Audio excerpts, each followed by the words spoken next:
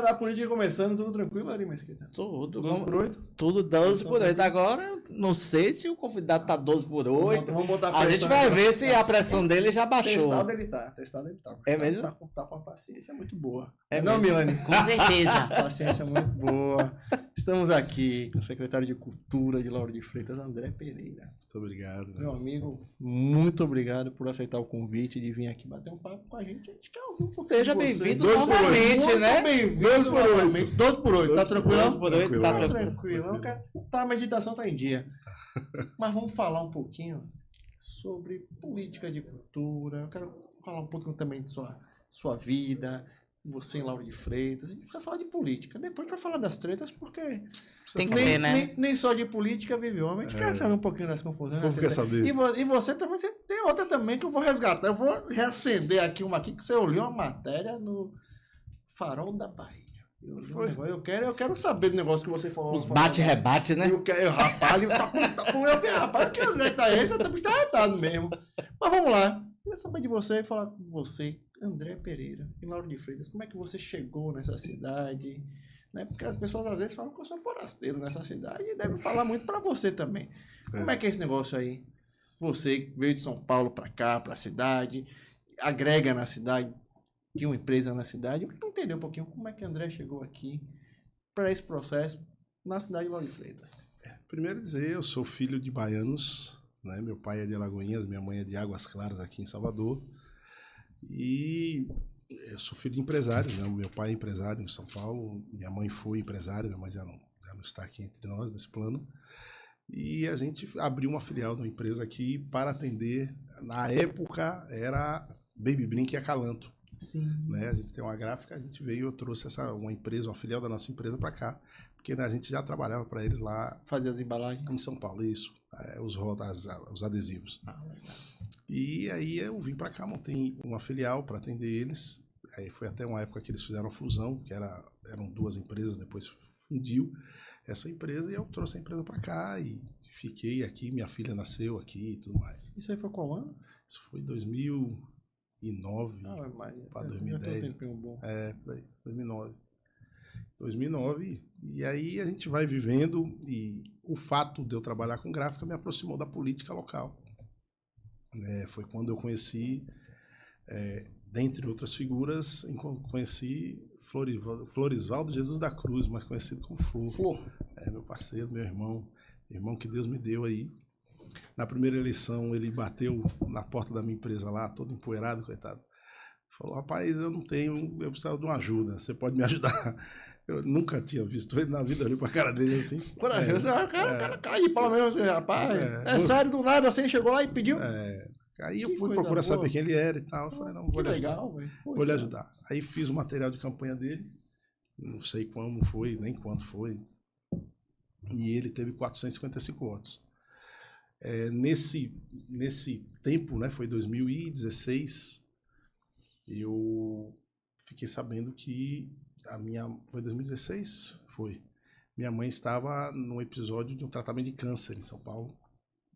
E eu tive um processo depressivo. E nesse processo depressivo, o projeto social que Flor tinha, que era o A Gente Faz, era o único lugar que eu conseguia ficar bem. Então eu ia pra rua, ajudava ele e tal. E quando a gente tinha o contato com outras pessoas, me parecia que o meu problema talvez fosse menor do que de muitas pessoas. E ali eu comecei a me dedicar nesse processo com ele. Eu sempre falo para ele, ele me agradece algumas vezes, eu falo para ele que muito mais bem ele me fez do que eu fiz para ele. Porque eu tive momentos, realmente, a depressão é realmente uma doença lamentável mesmo, que a gente perde o sentido de viver, né? E naqueles momentos que eu estava com ele, naquela dinâmica, e ele sempre foi muito intenso, e sempre ajudou muitas pessoas, e de ficar até tarde na rua, e entrar em lugares muito carentes, locais que a gente ia com pessoas muito carentes e tal, naquela dinâmica de alimentação, aquela dinâmica de saneamento básico, eu comecei a me dedicar. Aí a gente participou em 2018 da campanha de Fabrício juntos. Também foi um processo muito difícil para a gente, que foi uma decepção imensa da forma como a gente foi tratado no processo. Campanha de deputado. Deputado federal. Fabrício Figueiredo. Figueiredo, que hoje tá no PSD. Isso. E pra gente foi muito difícil o tratamento que a gente teve lá e tudo mais, e foi quando, na verdade, eu já tinha firmado o compromisso de que estaria com ele para a eleição de 2020. Então a gente trabalhou de 2016 a 2020, a gente trabalhou incessavelmente para colocar ele numa condição de conseguir se eleger, né? Claro que é um processo muito complicado, mas a gente tinha certeza absoluta que a gente ia conseguir alcançar esse resultado. E aí estamos aí. E ele foi empossado no dia 1º de janeiro de 2021. No dia 4 de janeiro de 2021, ele me chamou e falou: rapaz, eu tenho uma coisa para falar com você. Eu, tá bom. Vem aqui agora que eu preciso te encontrar já à noite. Preciso falar com você urgente. Fui encontrar ele e falou: não, a gente vai indicar você para você ser o nosso secretário de cultura. E eu, naquele momento, assim, nem tinha muita noção, não era o meu objetivo. Você não fez a campanha com a pretensão? Zero, não tinha zero. Mas não tinha acordo, não tinha nada. Nada, zero. E aí ele falou: você vai ser nosso secretário de cultura. E estamos aí, nesse desafio até hoje. Como é que é esse desafio de gerenciar essa cultura na cidade de Lauro de Freitas, que é uma cidade tão dinâmica, tão Diversa também, diversa, né? Olha, deve ser um desafio enorme, né? É um desafio muito grande, principalmente também pela forma com que é tratada a coisa, com muita delicadeza que a gente precisa falar. A gestão pública, ela tem um regramento específico e a cultura não está fora desse regramento. E a gente tem um processo de liberação que é muito bem feito, muito rigoroso, que é o Conselho Municipal de Cultura, não é? Hoje a gente implementamos o sistema, que é o CPF da cultura, e a gente fez para você conseguir fazer essa interação da comunidade cultural e os procedimentos, é um processo complicado, né? Não é muito simples. Acho que a gente precisava encontrar uma forma de facilitar, porque o fazedor de cultura, ele é fazedor de cultura. E eu falo para você porque eu tenho contato com músicos famosíssimos que não tem nenhum conhecimento do que é um processo de contratação, e ele é famosíssimo, é um cachê alto, e ele não tem, ele é músico. Tem quem faça. Se ele não tiver quem faça, se ele não tiver uma empresa por trás dele, ele simplesmente não funciona. Ele vai ser talentoso, todo mundo quer, mas ele não vai ter condição de ser contratado. E como é que você chegou da vida privada para essa realidade da vida pública, nesse tipo de universo cultural que é um mundo, né? Como é que foi para você esse choque de realidade, assim, para você chegar, já caiu de, né? Mas do nada, você vai ser secretário. Você não estava esperando por isso, dia 5 de janeiro de 2021. Você já não estava esperando por isso. Foi dia 4 à noite, dia 5 eu conversei com a prefeita, dia 6 fui passado. E como é que foi para você esse choque de realidade? Para você tentar chegar a entender tudo isso? Como é que foi que você fez isso? Assim, eu acho, muito humildemente falando, eu acho que a gente contribuiu bastante para dar esse lado empresário, esse lado organizacional que é necessário. Então a gente conseguiu hoje a gente vai deixar um patrimônio que não é uma coisa fabulosa, mas é uma coisa que lamentavelmente não tinha. Por exemplo, hoje a gente tem um senso cultural. Eu cheguei lá sem uma folha de papel, sem saber nada. Sem nenhum registro do que foi feito, nada para trás. Absolutamente nada. Nenhuma fotografia, nem nada? Nada. O que eu tinha eram algumas pastas da Audi Blanc, que estava no processo da Audi Blanc que tinha acontecido no final do ano, e eu tinha que prestar conta do que o minha antecessora fez. Então eu só prestei conta, porque eu não participei daquele processo, mas tive que prestar conta. Como é que foi para você entender? Tive que estudar bastante, estudei muito. Mas também fui agraciado com uma equipe fantástica também. Eu tive a condição, na verdade eu tive a sorte, não foi nem a condição, eu tive a sorte de conseguir montar uma equipe muito técnica, né? Emerson é uma pessoa de alto gabarito. Muitas pessoas se queixam, talvez, às vezes, do temperamento dele, mas do ponto de vista técnico, ele é sublime. Que é o que precisa ser feito, né? Sublime. Agora, a paciência, às vezes, falta para mim também. Eu sou um pouquinho mais paciente que ele. Acho que a gente se complementa, na verdade. Eu coloco os panos quentes quando precisa, A porque gente vai falar sobre isso, dessa sua paciência, esse vai teste chegar seu lá. de paciência, um pouco mais para frente. Vamos falar um pouquinho ainda desse processo. Você participou dessa eleição com Flor pelo PL. foi pelo PL. Na época, você estava dentro de um partido que rompeu no meio da campanha e com Débora e foi para o lado de Teobaldo. Como é que foi esse... Essa história também Esse boa. momento. Eu quero saber como é que foi esse momento, porque cada um conta uma versão. Eu quero saber a sua, que Tá, viveu vamos- esse momento aí. Você está E a dentro de um gente tá partido... aqui tentando montar Você esse tá- quebra-cabeça. Você está conversar. dentro de um partido base, Tá apoiando confuso a esse prefeita. quebra-cabeça. O Santinho tá lá, você é gráfica, você sabe muito bem. O Santinho tá lá, foto bonita, e o partido tá tudo bonitinho. Mas no meio da campanha o negócio mudou. Como é que foi para vocês aí, essa história aí? Vamos começar do começo. Primeiro, eu era secretário do PDT em 2000 e a eleição em 2020, estava no processo de pandemia, né? Sim, sim. No início de 2020 eu era secretário do PDT. Jogou um pouquinho mais para frente essa eleição aí. Não foi, Isso. foi novembro, não Isso foi? em janeiro, fevereiro eu ainda era secretário do PDT. Eu saí do PDT, na verdade nós saímos. Saiu eu, Flor, Almir, uma série de pré-candidatos saímos do PDT e a gente construiu uma base para irmos para o PL. Chegamos no PL e Débora realmente era líder e nesse quesito eu não posso dizer nada contrário, ela montou um partido fabuloso com nossa ajuda, não montou só, nós contribuímos bastante, nós montamos um partido para ser um partido realmente de relevância junto ao governo da prefeita Moema. No processo de construção, nós tivemos vários momentos de discussão sobre estar na base ou não estar na base. Eu acho que um processo democrático, isso é até... Isso antes Isso no de processo de iniciar? construção do partido, antes de iniciar. de iniciar o processo eleitoral. Antes de iniciar o Isso lá processo no- eleitoral. Bem antes do, Bem do antes, rompimento. isso a partir de junho. Aí eu posso estar Sim. errando um mês Sim, para cá, sim, um mês é. para lá. A partir de junho, E que tendência dentro do partido puxava esse rompimento? nós tínhamos os que ficaram na base, nós fizemos algumas discussões onde a gente fizemos votações. Houve um episódio ali na Beira Rio, onde a gente fez umas votações e Flor, inclusive, fez um discurso memorável que ele pegou e falou o seguinte: eu sou casado com a minha esposa há 20 anos. Só que quando eu casei com a minha esposa, o cabelo dela não era arrumado como é hoje. Eu coloquei ela na academia, ela tá malhadinha, tá bonita.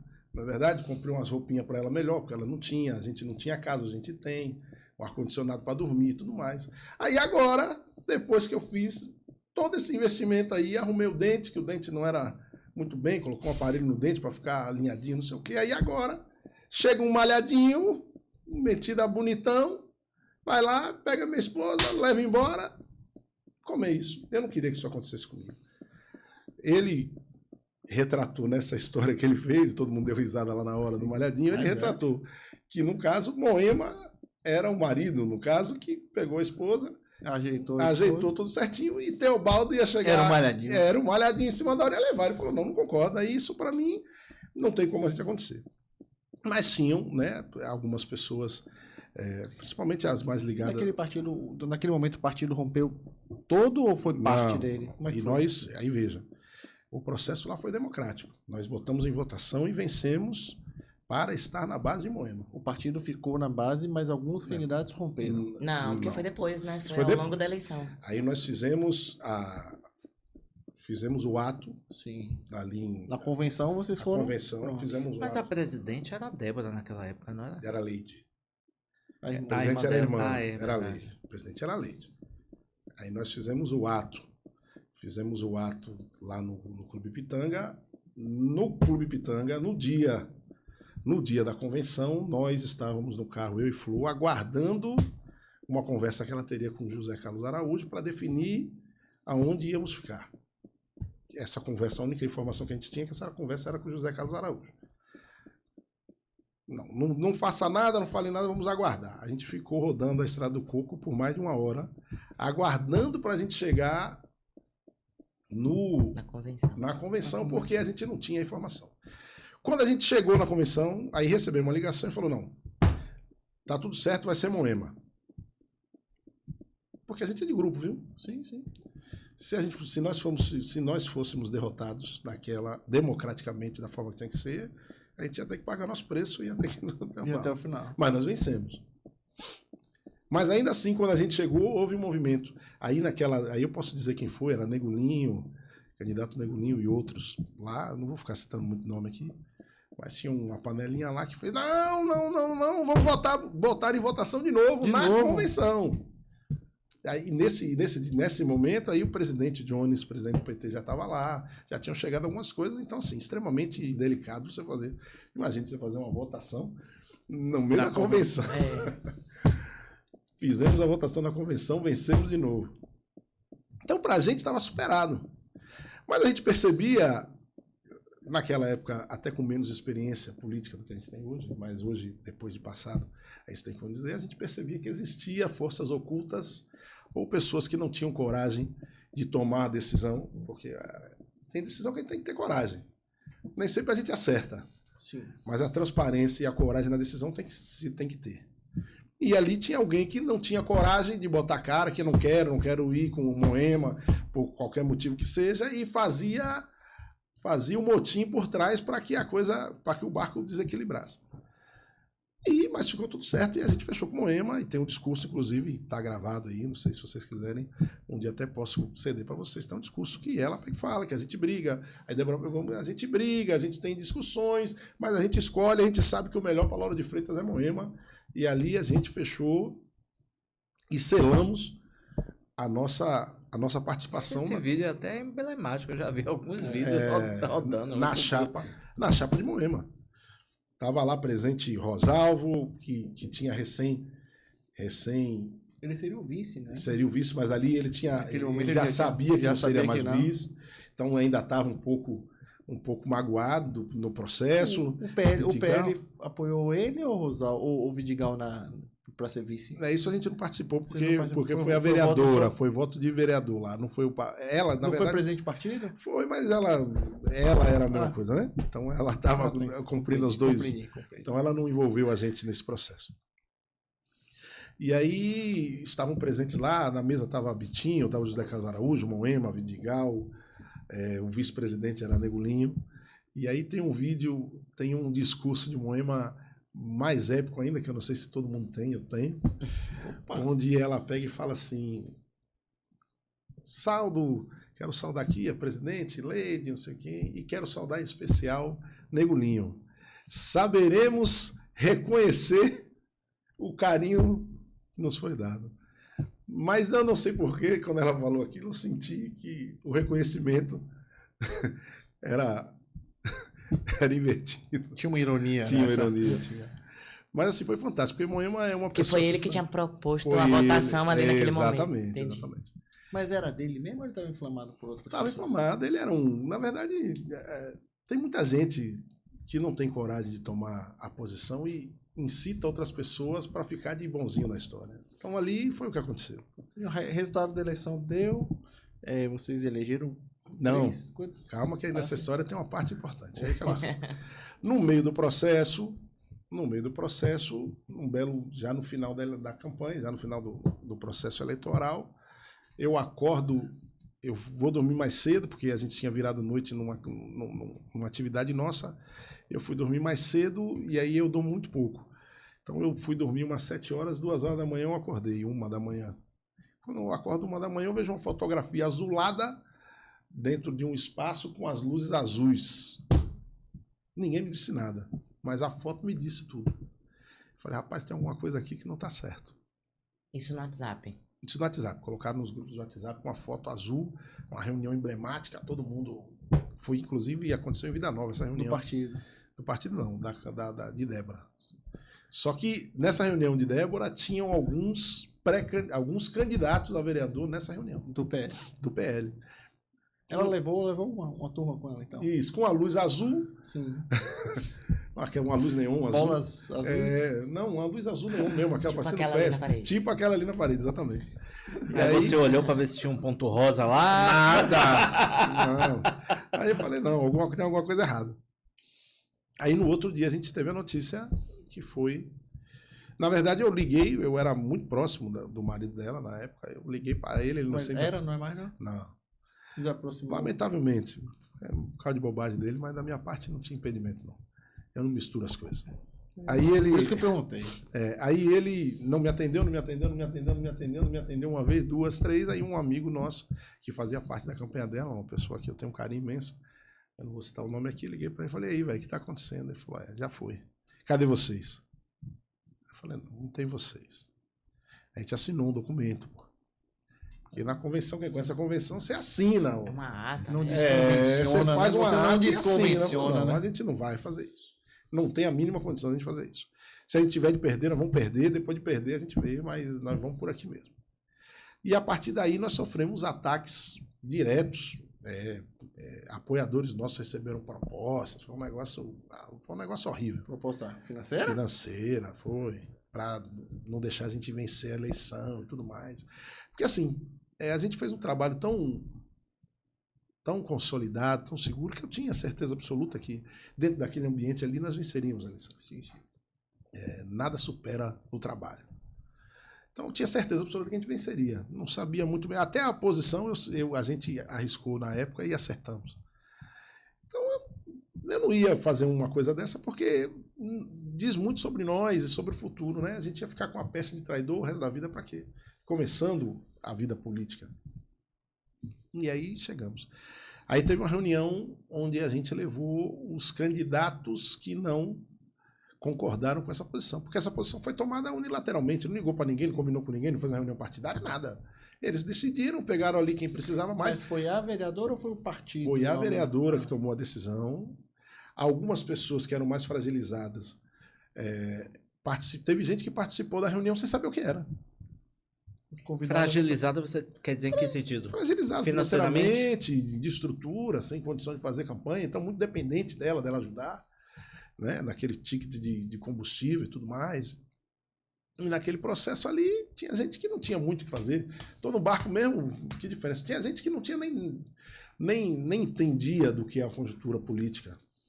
Era candidato, porque tinha uma vida, um fazer local e tudo mais. E aí a gente fez uma reunião, tivemos uma reunião emblemática, e nessa reunião também, mais uma vez, Moema surpreende quando ela pega um livro assim, ela fala, não, nós vamos vencer a eleição. Não sei por que Débora fez essa loucura, aí já foi depois do episódio, que ela foi lá na casa da esposa, que a gente fez uma caminhada lá na Itinga, e aí ela pega e diz assim, nós vamos vencer a eleição, uma pena que Débora fez isso, eu queria saber de vocês, se vocês vão cumprir o que vocês acertaram comigo. Aí eram 11 ou 12. Esses 11 ou 12 firmaram o compromisso de estar com ela. E ela, como sempre, cumpriu com a palavra dela. Desses 11, quantos se elegeram? 3. 3, mais Débora. Aí Foi 4. Foram 4. Nessa mesa que sentou com ela, ela levou 3. Dos 4, ela levou 3. Débora ficou sozinha do lado de lá, eleita. O segundo suplente, acho que ficou com ela, e depois só o pessoal mais. E aí vocês foram abraçados dentro do PL por algum deputado, por alguém? Não. Na época não. Aí o que aconteceu? Aí nós vencemos a eleição, percebemos a movimentação e Flo ingressou com uma ação para sair do PL. Entrou com ação, porque não podia sair, o mandato é partidário e tal, e pediu. Já que o partido mudou a orientação do que a gente assinou lá, a gente entrou com uma ação para sair do PL. Não obtemos êxito, na verdade a vereadora fez bastante força para a gente não sair, e ela mesmo depois trancou a porta e pulou e saiu.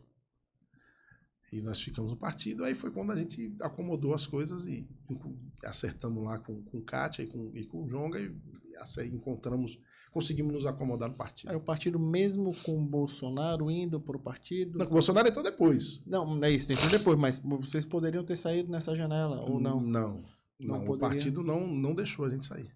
Mesmo com a mudança de orientação. O partido não deixou vocês saírem, mas deixou Débora sair. Não deixou também, não. Débora saiu porque o presidente saiu junto. O que foi que o presidente fez? O presidente assinou a carta de anuência. O presidente abandonou o navio. Ele se autorizou a sair levando ela. Então o capitão pulou lá, abandonar o navio! E pulou. Mas vocês não tiveram o mesmo direito de opção. Não. E aí, em 2022, nessa eleição, vocês apoiaram a deputada Kátia. Também. Para estadual também.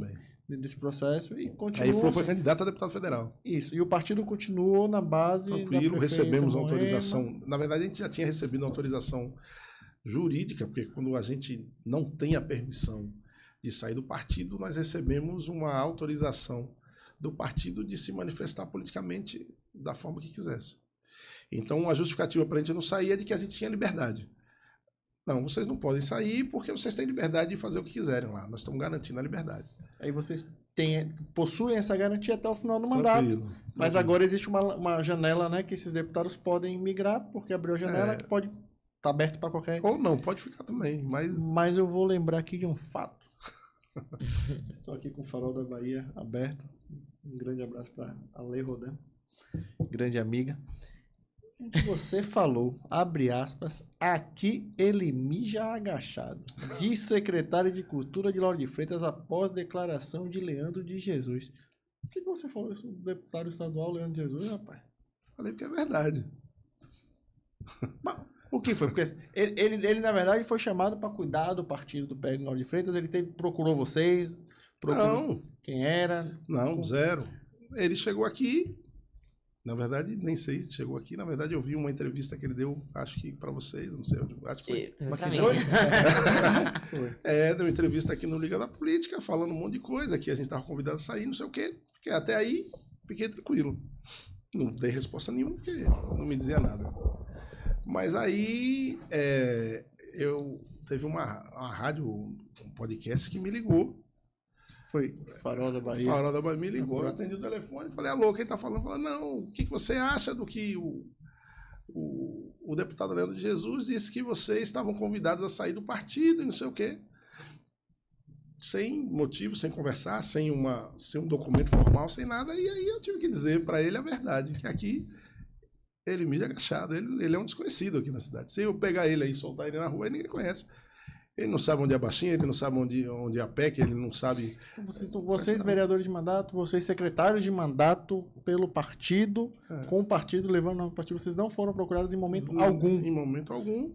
E tanto é verdade, o que eu estou dizendo aqui, que ele teve que passar o bastão pro outro aí, porque viu que não tinha condição dele caminhar, ele não tem densidade, ele não é conhecido nada. Ele teve aqui uns 1.000 e poucos votos de uma onda que ele surfou do presidente. Mas quem é que conhecia ele aqui? Ninguém. Nessa caminhada do PL, vocês continuam? Eles escolhendo outro candidato, vocês continuam? Não. Como é que tá vocês hoje? Absolutamente. A Dentro gente do está PL. fazendo a nossa construção, tenho um carinho, um apreço e uma gratidão imensa ao Partido Liberal, porque quando nós ingressamos no partido, era um partido muito bem acompanhado. A gente tinha a Jonga, a gente tinha o outro deputado agora que eu me esqueci, que foi para o União Brasil, na época. Como é o nome dele? Esqueci agora. E a gente nós tínhamos um projeto de êxito, onde a gente fez o maior partido do município.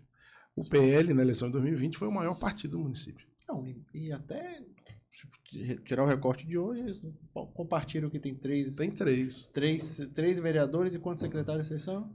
Três vereadores e 2 E secretários. 2 secretários.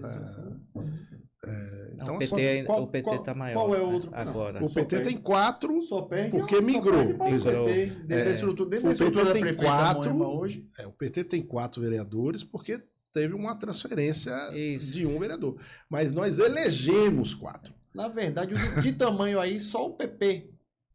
O PP elegeu 2. O PP elegeu 2. O PP elegeu 2. Então vocês de fato. Não, o maior foi o PL. O maior foi o PL. Foi o PL. De voto, de tudo. O PL fez 4 vereadores. Então, assim. E aí vocês vão migrar esse grupo? Vocês estão indo? Não, na verdade, hoje é a conjuntura. Ou vai todo. O grupo anda junto? Uma parte anda com outra parte anda com outra. Vocês vão dividir isso? Vai ter que dividir porque não cabe todo mundo, né? A gente sabe que a conjuntura agora, Sim.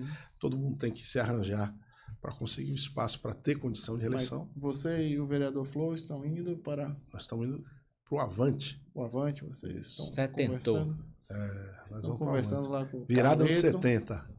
Carleto, vão com... Isso. César tá lá no Avante? César, secretário de saúde, está lá. A gente vai na mesma ideia do que nós tínhamos no PL, que é formar um grupo político denso. que tem sua ideia positiva para a cidade, que sabe que a cidade precisa, que vive a cidade. Nós não somos políticos de ar-condicionado, nós somos políticos de rua.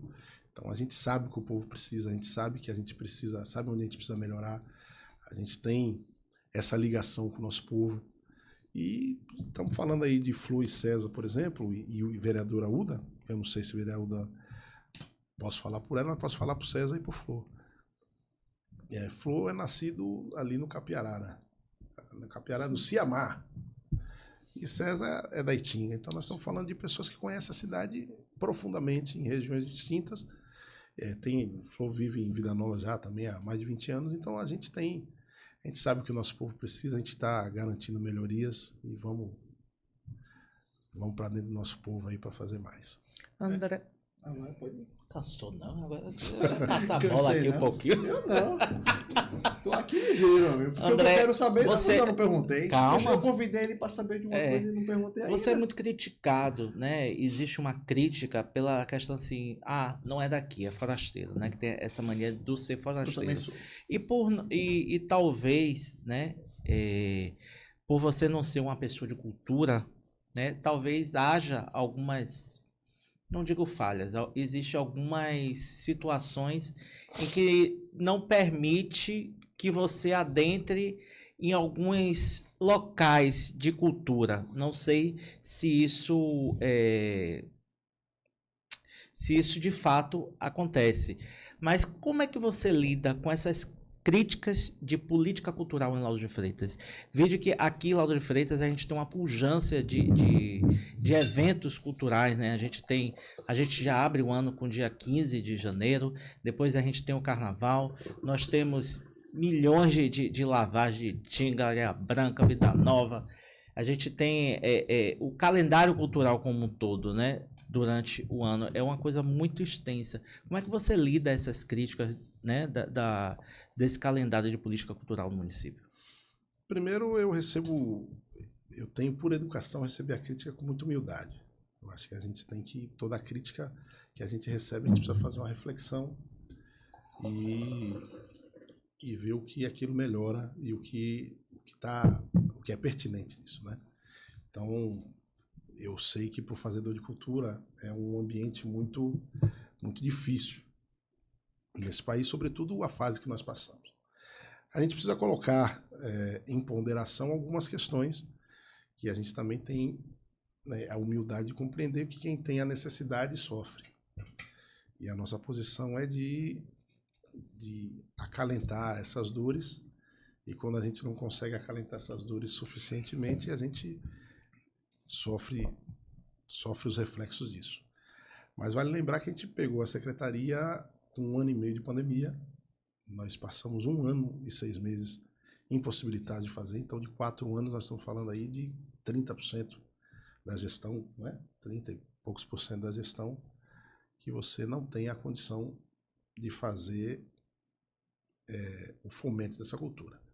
Logo depois a gente resgatamos o São João da cidade, onde a gente fez talvez as 2 maiores festas da história da cidade. Os festejos juninos que nós fizemos em 2022 e 2023. Na sequência, nós temos uma série de eventos que nós fizemos e com calendários que a cultura local tem absorvido, que são as questões dos festejos evangélicos, cristãos, né? Isso é uma demanda que tem crescido, é uma demanda que a comunidade cultural, uma parte, tem dificuldade em compreender, mas a gente precisa relatar que muito é fruto de emenda de vereadores e parlamentares. Então a gente só tem que cumprir essas questões. Então nós sofremos em 2022 um impacto financeiro muito grande, porque a gente tinha um reflexo grande do processo da pandemia, então realmente a gente não conseguiu executar 1%, na verdade era 0,5%, porque a gente começou a partir de junho. A gente não conseguiu executar 0,5%, não porque a gente não tinha capacidade de executar, porque a gente não tinha esse recurso disponível, dado os gastos que o município teve no trato da Covid-19. Em 2023, a gente fez um ano cheio, completo, onde a gente fez todos os festejos todas as atividades do calendário tradicional e o calendário de festejos, a gente fez o que foi possível fazer, porque a gente ainda está sofrendo um reflexo, ainda estava sofrendo um reflexo da Covid. 2023 foi um ano difícil para a Lauro de Freitas.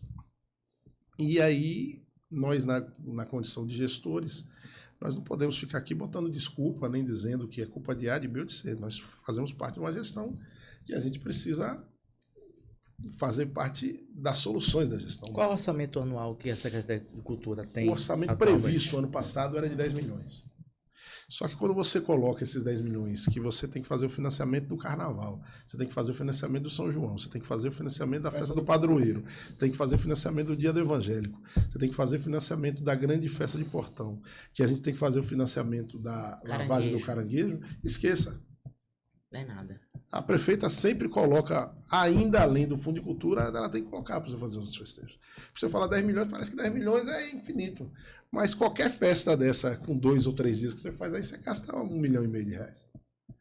Então, a gente precisa colocar o pé no chão e compreender o que é isso. Para além das festas de cultura, o que a Secretaria de Cultura desenvolve também para aqueles pequenos fazedores de cultura? Existe alguma espécie de oficinas, de palestras? Ia chegar lá. Por exemplo, nós fizemos o PRONFAC, Programa Municipal de Formação na Área Cultural, um sucesso. Já vamos agora para o PRONFAC 2. O que é o PRONFAC? O PRONFAC é a gente preparar o nosso fazedor de cultura para a realidade do mercado da cultura. Porque não basta fazer, não basta você ter o fazer. Você precisa aprender a captar recurso, você precisa aprender a administrar esse recurso, você precisa aprender a fazer divulgação, você precisa aprender a estruturar o seu espaço de cultura, a sua atividade, de uma forma que ela seja atrativa não só para quem participa daquilo, mas para quem não conhece. Que fure a bolha, né? E você precisa furar a bolha. Você veja, por exemplo, se você fizer um evento da cultura, você vê que a gente mobiliza os fazedores de cultura, mas a gente precisa furar essa bolha e mobilizar a sociedade como um todo. Então a gente precisa colocar as escolas envolvidas nesse processo, os alunos precisam estar participando disso, os moradores de condomínio precisam participar.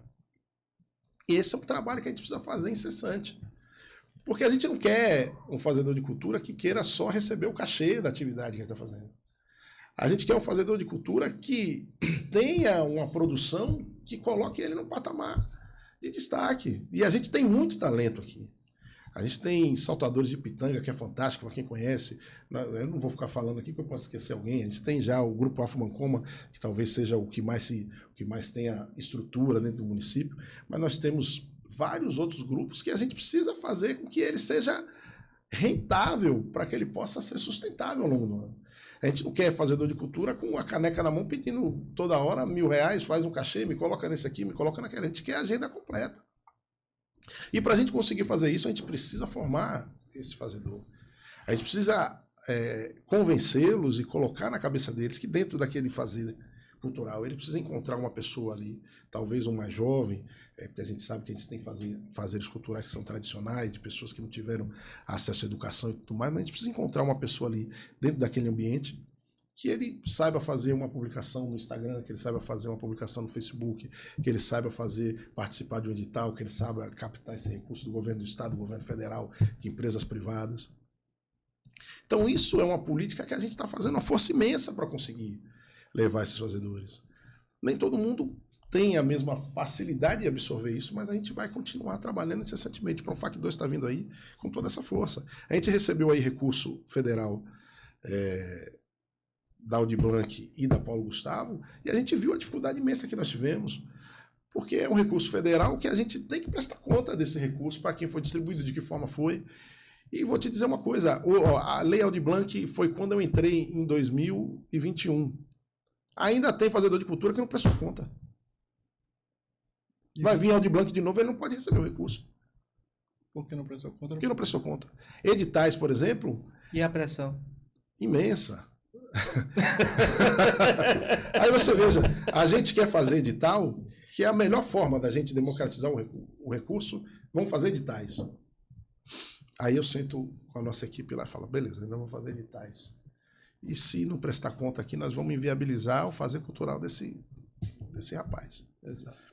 Então não adianta fazer edital, nós precisamos fazer edital, nós precisamos ter uma equipe que garanta, que ajude eles a fazer o recurso, e além disso tudo, a gente precisa ter a boa vontade e a compreensão da necessidade de prestar essa conta. André, como fala, né, Tobé Veloso, né, Lauro de Freitas é o metro quadrado mais cultural que tem no Brasil. E aqui a gente tem muitas tradições culturais. A gente tem as beijuzeiras de Areia Branca, a gente tem o samba de roda de Quingoma, a gente tem os caretas ali no centro, tem portão, a gente tem a tradição lá do portão do Terno de Reis.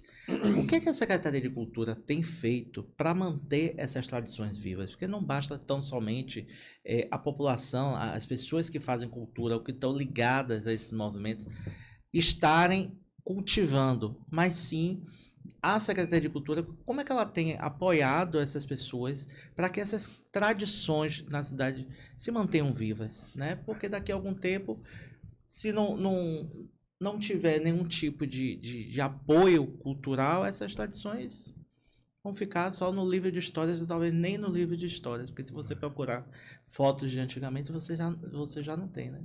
Vamos lá. Vamos aqui falar especificamente, por exemplo, das beijuzeiras. Uma das beijuzeiras é muito minha amiga, Dona Zizi. Logo que eu cheguei, eu fui lá em Dona Zizi, que a gente tem uma relação. Falei, ei, Dona Zizi, como é que tá? Lá existe um moinho de farinha. Secretário, meu moinho de farinha tá quebrado há 10 anos. Ela não faz beiju há 10 anos. E por que você não faz? Eu faço porque eu não tenho recurso, preciso de 5 mil reais para trocar o motor, para não sei o quê. Veio a Lei Aldir Blanc. Dona Zizi, vamos escrever o projeto aqui para a gente poder colocar a senhora para você ser contemplada aqui. Você precisa escrever o projeto. Ah, mas eu não sei escrever o projeto. Dona Zizi deve ter 70 e poucos anos. Aí indica alguém para escrever o projeto. Porque a gente também tem que manter, a gente tem que fazer esse processo e a gente tem que se manter isento, porque é um edital. Então o secretário não pode pegar a Dona Zizi. Não posso pegar a Dona Zizi e escrever o projeto para ela. Se eu escrever o projeto para ela, estou cometendo uma infração. Consegue uma pessoa, Dona Zizi, essa pessoa aqui vai escrever para você seu edital, conte sua história, faça tudo. Dona Zizi vai lá e conta a história e tudo mais. E aí a gente fica ansiosíssimo para saber o resultado. Dona Zizi venceu o edital. Dona Zizi foi lá e consertou, e a casa de farinha dela voltou a funcionar, pelo menos do ponto de vista mecânico. Aí Dona Zizi tinha problema porque a mandioca, o coco, não sei o que lá, já não consegue, não tinha mais plantação, que antigamente eles mesmos plantavam. Tinha que no Ceasa conseguir comprar, e aí é caro, ninguém quer mais. A juventude dela não quer mais fazer aquilo. Aí a gente conversa com a Dona Zizi e vê como é que faz. Então. Mas o que eu quero dizer é o seguinte, que a Secretaria de Cultura pode fazer tudo, mas precisa haver o querer da sociedade. O que eu acho que a gente falha é da gente não colocar isso dentro das escolas. Acho que está faltando a gente colocar dentro do viver das pessoas. O governador agora no carnaval falou uma frase muito bonita que eu achei muito interessante. Ele falou, não, a gente vai fazer o carnaval para o povo, onde sempre é feito. Mas se eles não forem, nós vamos levar o carnaval para eles. Isso é uma das frases mais importantes que eu acho que ele disse no carnaval todo. Por quê? Porque para o morador de Areia Branca, ir ao festejo no centro da cidade tem um custo imenso. Se ele tiver uma família de 5 pessoas, eu não sei quanto é que é o transporte público, mas vamos colocar R$4, né? R$5. 5 reais, 5 vezes 5, 25. Então é 25 para ir e 25 para voltar. Mas o 25 para voltar vai depender do horário que ele vai voltar. Se ele vai encontrar um carro, ele vai ter que pedir um Uber, o Uber não quer ir, o Uber cancela. Então o que a gente precisa é levar tudo isso que você falou, toda essa nossa tradição, para dentro da escola, para dentro da vivência das pessoas. Não pode ser dentro de um galpão, eles fazer aquilo e ficar fazendo para eles mesmos, porque acaba tirando o interesse da sociedade. A gente precisa colocar a sociedade para se interessar. E aí é uma conversa que não é fácil, né? A intersetorialidade, essa palavra bonita que o pessoal fala, que a gente precisa conversar com a educação. É isso que eu ia perguntar. E você, Não é fácil, por que não é E fácil? você atualmente é presidente do Conselho Municipal de Cultura. Você Sou. não tem essa Converso transversalidade bastante. de conversar com a Secretaria de Converso. Cultura, de conversar com o Converso. Conselho Municipal de Educação, Conversamos. para que essas políticas públicas sejam implementadas no município? Conversamos. Inclusive, tenho que aqui mandar um abraço fraterno a todos do Conselho de Cultura, que esse conselho que foi formado, pense num conselho capacitado e aguerrido. É um conselho que está agora na terceira reunião, era para ter tido uma ontem, mudou, acho que para quinta-feira, mas pense num conselho que está fazendo essa discussão, que quer colocar na escola, que está chamando o pessoal, vamos colocar, porque a gente teve um problema grave no conselho anterior, que a gente, no primeiro ano foi tranquilo, no segundo ano a gente teve mais dificuldade. Então, nosso desejo não é levar o povo para a cultura, é levar a cultura para o povo. André, eu vou tocar num assunto que é o assunto que eu queria lhe Normalmente. trazer aqui, exatamente para a gente poder falar sobre isso, porque você foi abordado por até dois queridos amigos, inclusive já foi até homenageado por eles na própria Parada Gay, na época que eu estava na prefeitura e ajudei eles com a comunicação. E sei da dificuldade e da luta deles em fazer tanto a Parada Gay quanto a Paixão de Cristo. E você foi cobrado por isso.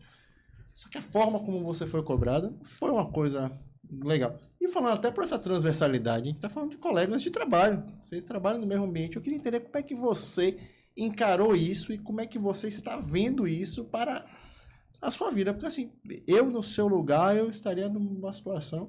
Graças a Deus você está bem, está tranquilo. Eu tive a preocupação e eu acho que tem que esclarecer um pouco disso. Eu acho que eu queria ouvir disso de você e natural, importantíssimo tudo que você falou, mas a gente queria que você falasse um pouquinho sobre isso, para a gente poder entender o que está acontecendo nessa cidade de Lauro de Freitas, que está todo mundo fervendo, está todo mundo à flor da pele, mas eu acho que é muito isso, eu acho que e eu acho que tem que dar um freio nisso, tem que dar um basta nisso. Eu queria ouvir de você. O que foi que aconteceu, meu amigo? E me explique, porque eu preciso compreender.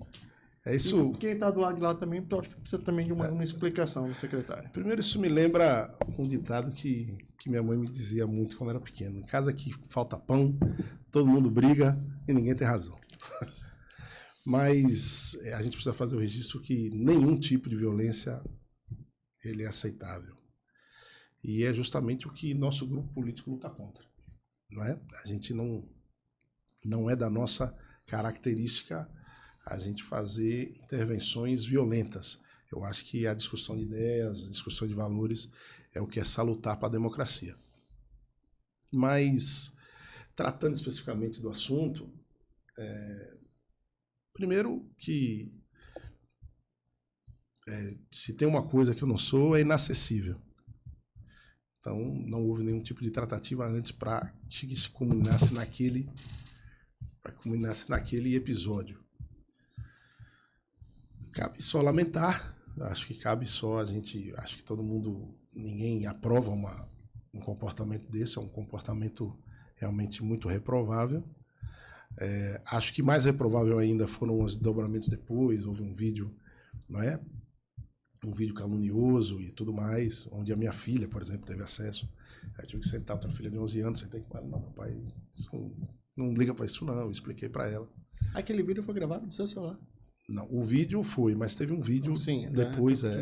Mas o que foi de fato que aconteceu, André? Se você puder Posso, revelar o que foi que aconteceu. Eu estava na... A gente quer entender. Aqui a gente quer entender o que foi que aconteceu. Eu estava despachando... Você tá dando uma volta, Então, e a gente... O que foi que aconteceu? Eu estava despachando na Secretaria da Fazenda. Estava despachando na Secretaria da Fazenda. Fui surpreendido por eles falando que eu não consegui nem entender, porque naquela gritaria não tinha condição. Uma das pessoas bateu no meu celular e foi a hora que eu levantei, porque eu não ia aguardar que o próximo fosse na cara. E eles foram tirados de lá. Pra mim tá tudo certo. Eles foram tirados de lá por quê? Força policial? Não. As pessoas que estavam lá? O pessoal do Mas Canta Acomoda. e o motivo que eles alegaram e o ataque? No O motivo? momento... no Você negou alguma coisa? Não, Houve algum absolutamente. processo em Absolutamente. relação à Paixão de Cristo, alguma coisa? Porque, Absolutamente. Muito pelo porque o que eles contrário. alegam no vídeo é que Teve algum existia... pedido pra Paixão de Cristo, Teve. pra parada gay, Não, que foi não, negado? não. Parada gay não é agora. É a Paixão de Cristo. O pedido para a Paixão de Cristo foi feito, a gente estava tratando com o gabinete da prefeita, que é quem dá autorização ou não, Sim. sobretudo nesse momento que nós estamos passando. Então, a gente estava dialogando com a secretária da prefeita. Até por ser ano eleitoral, precisa ter muito mais Isso. cuidado com as coisas. Então, a gente estava dialogando com a secretária da prefeita de que forma ia fazer. Nós estamos no processo licitatório de alguns contratos nossos, então a gente não tem a liberdade de resolver algumas coisas. A gente estava dialogando com o gabinete da prefeita e foi isso. Aí Tava eles tudo não certo pra queriam acontecer. aguardar essa resposta.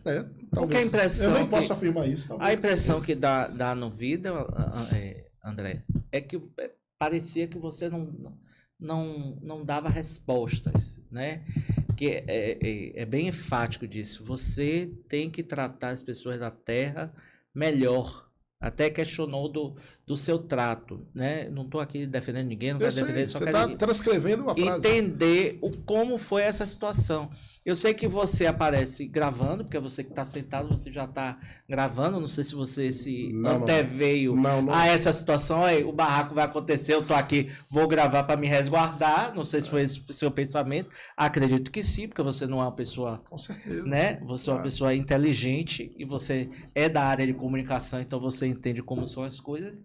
Então eu quero entender, houve alguma negação? Nenhuma Existiu negação. alguma reunião antecipada? Nenhuma, Você, né? você se negou a receber eles? Houve algum pedido para a Secretaria de Cultura que foi negado? O Porque trato. porque existia uma coisa, respeite porque eu sou da terra.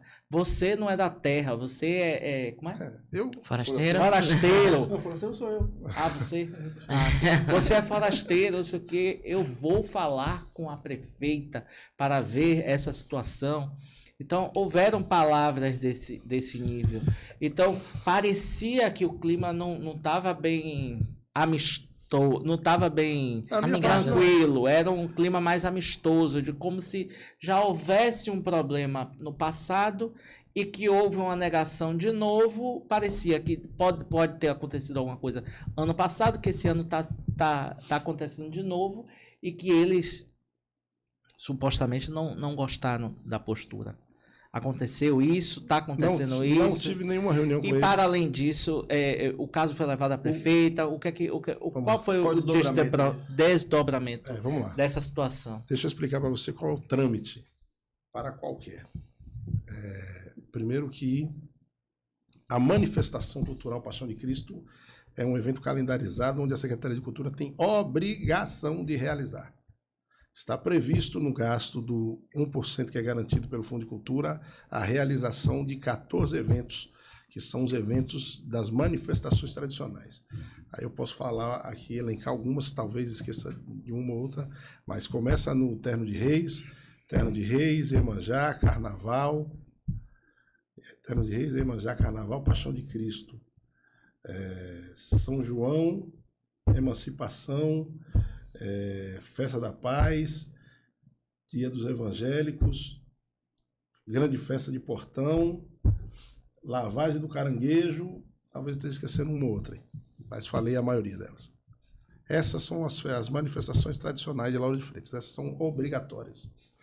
O que nós estávamos era em tratativas para ver de que forma que a gente fazer, porque tem alguns contratos nossos que estão em processo licitatório. Quem estava tratando disso era o gabinete da prefeita, não era a Secretaria de Cultura. Então não me cabia dizer nada se o gabinete da prefeita que estava tratando. Ponto. Conversei com o periquito de Jair. Só estou colocando periquito porque ele mesmo se coloca nessa condição. De Jair de Deus, eu conversei com ele umas 2 vezes que disse, conversei com a secretária da prefeita, ela me disse que já está tratando com você, que já fez um combinado contigo e nós estamos aguardando. Ele me fez um pedido, veja se você consegue no governo do estado alguma ajuda. Até tentei, só não tive resposta ainda. Então, não tem dificuldade de falar comigo. Eu estou todo dia no CALF, eu estou na Secretaria de Cultura, eu estou no CALF. Não existe dificuldade. Se você disser que tem alguma pessoa que não consegue falar comigo, talvez pode não conseguir do jeito que ela quer falar, no horário que ela quer falar, mas não fala porque não quer. Eu não tive dificuldade de lhe convidar. Teve? Não posso. Posso dizer isso? É isso que eu estou dizendo. Você, Então, o convite, você prontamente... Então, eu sou- Mas e o desdobramento, aí assim, André? Qual foi a postura rito- da prefeita? pera que- Já que todos são funcionários da prefeitura, existe algum PAD que foi aberto, alguma coisa assim? o rito, aí a gente já vai chegar nessa parte, o rito é simples. Você faz o projeto, nós não temos apenas uma Paixão de Cristo no município, nós temos 4. Nós temos 2 na Itinga, uma no centro e em Portão. Vezes eles colocam o projeto, vezes não. Mas nós temos 4. Note que a manifestação tradicional não trata de quem é a manifestação, é a manifestação cultural. Então a gente pode dizer que Lauro de Freitas é a terra da Paixão de Cristo, porque se você tem 4, e eu não posso escolher, eu pessoalmente não posso escolher se vou fazer de A, de B, de C ou de D. Isso é levado ao conselho, o conselho faz a apreciação. Nós temos a CAS, que é a Comissão de Avaliação e Seleção, que aponta o que dá para fazer. Aqui dá para fazer desse jeito, eu tenho um contrato para isso, eu tenho um contrato para aquilo, isso dá para fazer assim, isso dá para fazer assado, e eu não participo da CAS. Você executa. Eu executo. Então o pessoal vai definir o que dá para fazer, como tem que fazer, cada um coloca o seu projeto lá, um pede 100, outro 500, outro 800, cada um bota o seu valor, o que precisa, não sei o que, e a CAS determina o que tem condição de fazer, baseado numa programação do ano inteiro. Porque imagine se ela ficar avaliando o projeto a projeto, quando ela chegar lá no final do ano, ela não tem mais nada, ela não pode mais ajudar ninguém. Então ela precisa entender que ela tem as 14 manifestações tradicionais que ela precisa apoiar, e essas 14 ela tem que pegar o recurso, que é os 10 milhões que todo mundo fala que é muita coisa, e dividir para 14.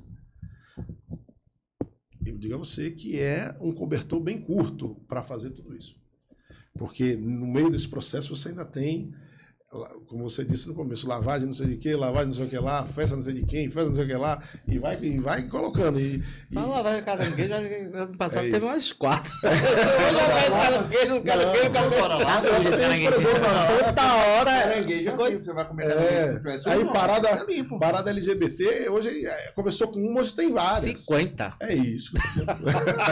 Não existe, Cada rua eu tem digo uma. assim, não existe governo mais plural do que esse governo de Moema Gramacho. Acho que no estado da Bahia não Mas existe. André, não fuja não. Qual foi o desdobramento Pronto, tô disso aí? chegando lá. É isso que eu ia dizer. O desdobramento foi conversar com a prefeita. Eu jamais tomaria uma atitude sem conversar com a prefeita. Porque tenho responsabilidade. Você foi acusado de ter ameaçado. Isso, né? aí meus advogados tomaram conta. Aí é uma questão pessoal. Você foi para a área que eu não podia, exatamente. Jurídico. Aí meus advogados tomaram Jurídico. jurídico. Delegacia.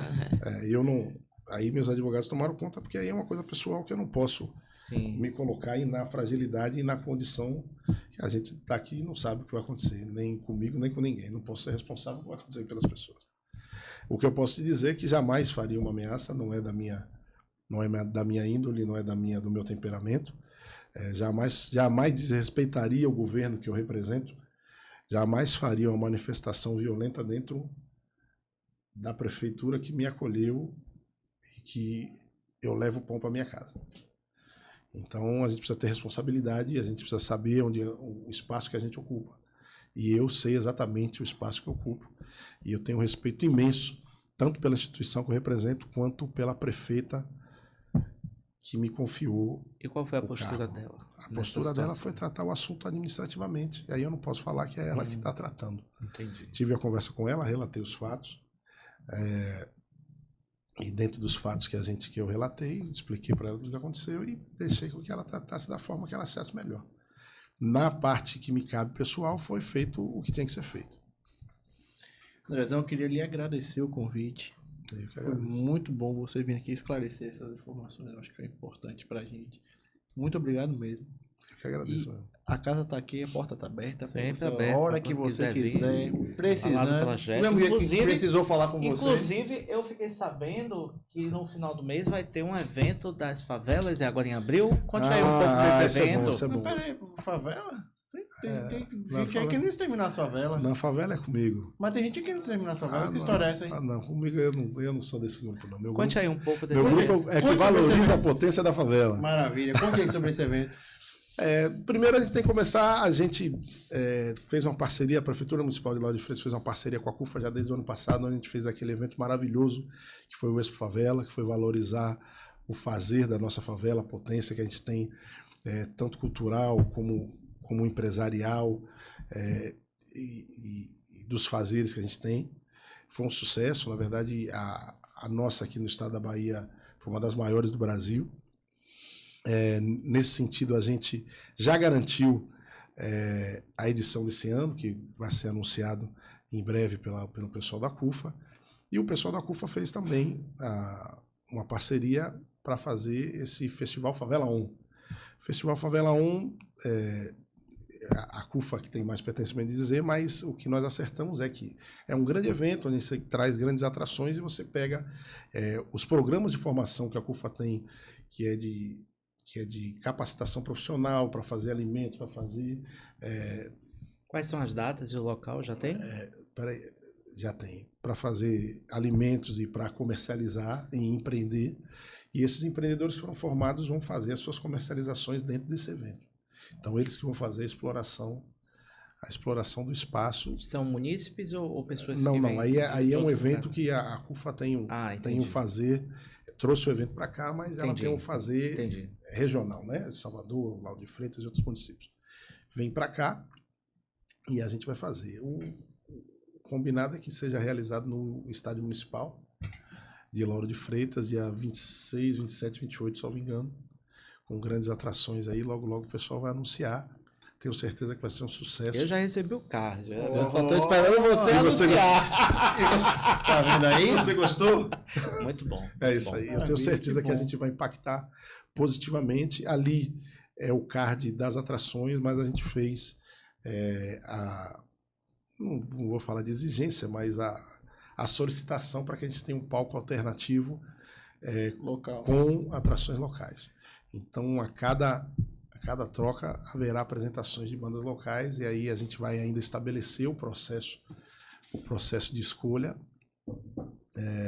E a gente quer fazer também o processo de escolha democrático. A gente não quer fazer. Esse processo de escolher grupo cultural, atração, para a gente é um grande prejuízo. Para a gente não é bom. Acho que a gente tem que fazer de forma democrática, se é no sorteio, se é numa sequência, se é numa lista. Para você não dizer que mas também não sendo A, B ou C. Mas a verdade é que quando o pessoal solicita para a gente, já vem, geralmente, com a atração que eles querem. E aí a gente paga o pato. Mas a gente não faz escolha, não. Normal. Meu amigo, muito obrigado. Obrigado, mais André. uma vez. Suas considerações finais e deixa aí o contato da Secretaria de Cultura e suas redes sociais. Vamos sim, vamos lá. Primeiro, agradecer a vocês. Muito bom estar aqui. Conversa, um papo inteligente que a gente pode colocar o nosso lado da história. A Secretaria de Cultura está aí nesses 3 anos e 2 meses, 3 meses, 3 anos e 3 meses nessa batalha de fazer uma organização. A gente teve condição a gente implementamos o Sistema Municipal de Cultura, a gente fez a execução da Lei Aldir Blanc, da Lei Paulo Gustavo, fizemos o PRONFAC, estamos aí agora estruturando toda a parte do nosso censo cultural, que está muito avançada, a gente está preparando a plataforma para poder todos terem acesso a esse processo. A gente quer muito capacitar o nosso fazedor de cultura e emancipá-los. Nesse sentido, a gente vai seguir fazendo trabalho, agradecer a oportunidade que a prefeita Moema Gramacho tem nos dado e confiado. Nem sempre a gente faz da forma que a gente gostaria, porque falta realmente, o cobertor é curto. Então, a gente precisa fazer a divisão. E é o que a gente pede para os fazedores de cultura, que eles tenham a compreensão que a gente precisa fomentar o fazer de A, mas a gente precisa também garantir que o B também tenha condição. Então, nesse sentido, a gente tem uma comunidade cultural ainda invisibilizada. A gente fez o censo, a gente encontrou muito fazedor de cultura que não tem nenhuma participação com a Secretaria de Cultura, e a gente quer muito fazer esse trabalho dessa busca ativa para trazer esse fazedor, para trazer esse artesão, para trazer esse músico para perto da Secretaria, para que a gente possa deixar mais denso o nosso censo cultural. Então, eu estou muito feliz de estar aqui, estou muito consciente, a gente está bem, estamos focados, e que a gente possa terminar esse processo. Agora a gente tem aí a PENAB, a Política Nacional Aldir Blanc, que já está com dinheiro, o recurso na conta, nós já estamos no processo de construção das consultas públicas, tudo é feito de uma forma democrática. Quero agradecer ao Conselho Municipal pelo apoio prestado nesse episódio, não só nesse episódio, como em tudo. E a gente vai seguir fazendo aí, vai ter Maravilha. certeza. Muito obrigado, meu Obrigado. povo. E vamos ficando por aqui. Tchau, Mais tchau, um gente. Até a episódio. próxima. Tchau, tchau. Até a próxima.